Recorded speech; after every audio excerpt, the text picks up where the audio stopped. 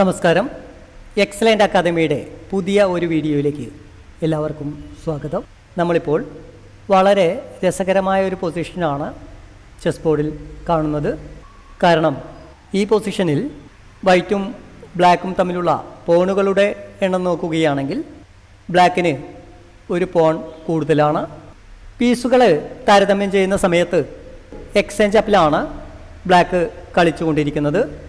ഈ പൊസിഷനിൽ ബ്ലാക്ക് നിഷ്പ്രയാസം പരാജയപ്പെട്ടു. എന്താണ് ഇങ്ങനെ ഒരു പരാജയത്തിന് കാരണം എന്ന് നമുക്കൊന്ന് വിലയിരുത്താം.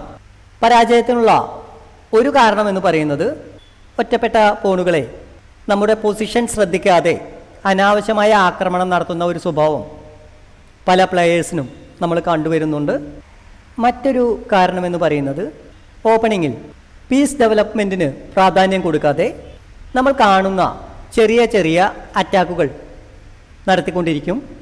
അത് എതിരാളിയുടെ എല്ലാ കരുക്കളും സെൻറ്ററിലേക്ക് വളരെ പെട്ടെന്ന് എത്തുന്നതിനും കിങ് ക്യാസ്ലിംഗ് ചെയ്ത് വളരെ നല്ലൊരു പൊസിഷൻ ഉണ്ടാക്കിയെടുക്കുന്നതിനും നിഷ്പ്രയാസം സാധിക്കും.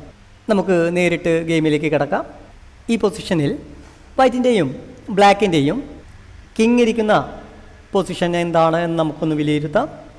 ഈ പൊസിഷനിൽ വൈറ്റിൻ്റെ കിങ് വളരെ പെട്ടെന്ന് ബ്ലാക്കിൻ്റെ ആക്രമണം വരാത്ത രീതിയിലാണ് ഇരിക്കുന്നത്. എന്നാൽ ബ്ലാക്കിൻ്റെ കിങ് വൈറ്റിൻ്റെ നൈറ്റ്, ബിഷപ്പ്, ക്യൂൻ, റൂക്ക് എന്നിവ ഉപയോഗിച്ചുകൊണ്ട് ഏത് നിമിഷവും ആക്രമിക്കപ്പെടാവുന്ന ഒരു പൊസിഷനിലാണ് ഇരിക്കുന്നത്. നമുക്ക് നേരിട്ട് ഗെയിമിലേക്ക് കിടക്കാം. Night F4. നൈറ്റ് F4 എന്ന ഒരു നീക്കം നടത്തിക്കൊണ്ട് G6 ഇരിക്കുന്ന പോണിനെ നൈറ്റും ബിഷപ്പും ഉപയോഗിച്ച് ആക്രമിക്കുകയും ക്യൂൻ ഉപയോഗിച്ചുകൊണ്ട് ഒരു ഡിസ്കവേർഡ് അറ്റാക്ക് ഉണ്ടാക്കിയെടുക്കുകയും ചെയ്തിരിക്കുന്നു.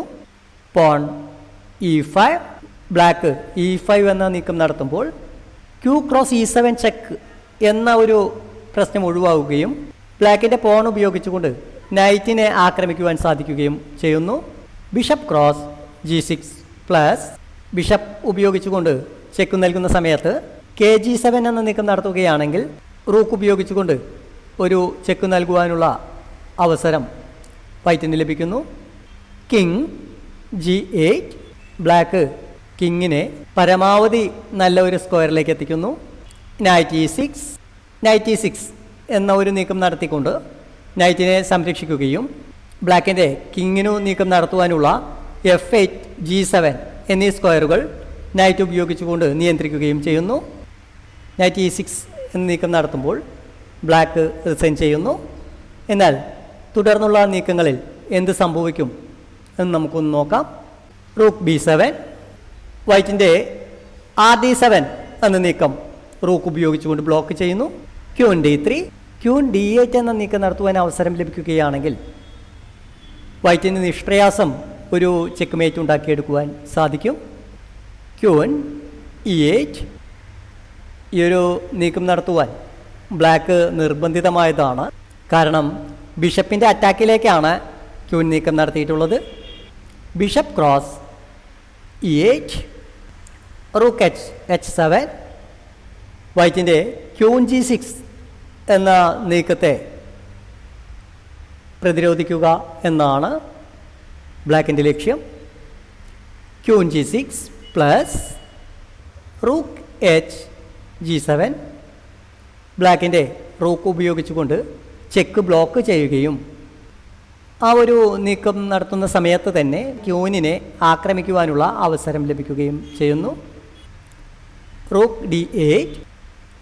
വൈറ്റ് ക്യൂനിനെ റൂക്കിൻ്റെ അറ്റാക്കിൽ നിന്ന് സംരക്ഷിക്കുന്നതിന് പകരം വളരെ തന്ത്രപരമായ മറ്റൊരു നീക്കം നടത്തുന്നു. King H8.